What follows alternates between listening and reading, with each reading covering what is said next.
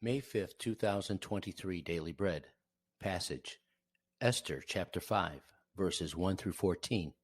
Key verse 2. Title: Esther's deliberate move after prayer.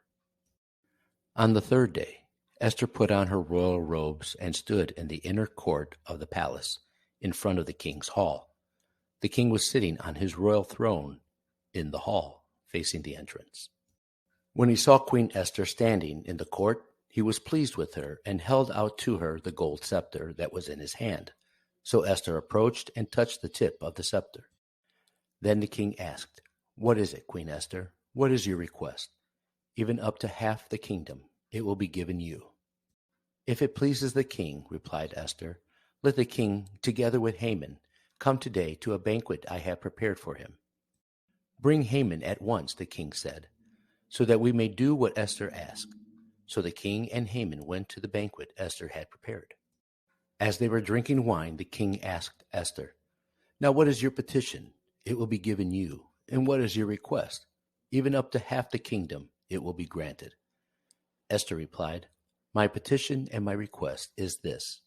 If the king regards me with favor, and if it pleases the king to grant my petition and fulfill my request, let the king and Haman come tomorrow to the banquet I will prepare for them. Then I will answer the king's question." Haman went out that day happy and in high spirits.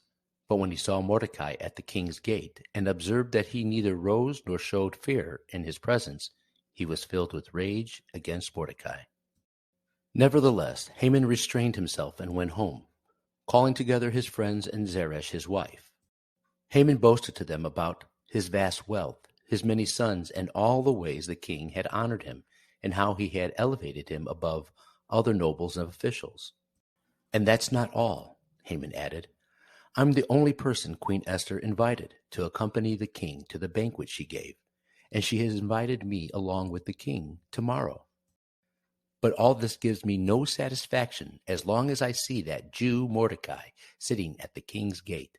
His wife Zeresh and all his friends said to him, "Have a pole set up reaching to a height of 50 cubits, and ask the king in the morning to have Mordecai impaled on it. Then go with the king to the banquet and enjoy yourself." This suggestion delighted Haman, and he had the pole set up. The king was pleased with the sight of Esther and immediately gave his royal signal so she could come to him. When Esther decided to take a bold leap of faith and prayed desperately, the Lord moved the king's heart so that the law and custom did not matter. Esther asked the king to come to her banquet with Haman. And at the banquet, she asked them to attend another banquet the following day. When Esther took the time to fast and pray, she was prepared to stand before the king and find the wisdom to gain the king's attention, to hear her request. Haman was in a pompous mood after enjoying the queen's banquet, but his rage grew even more at the sight of Mordecai, who did not seem to fear him.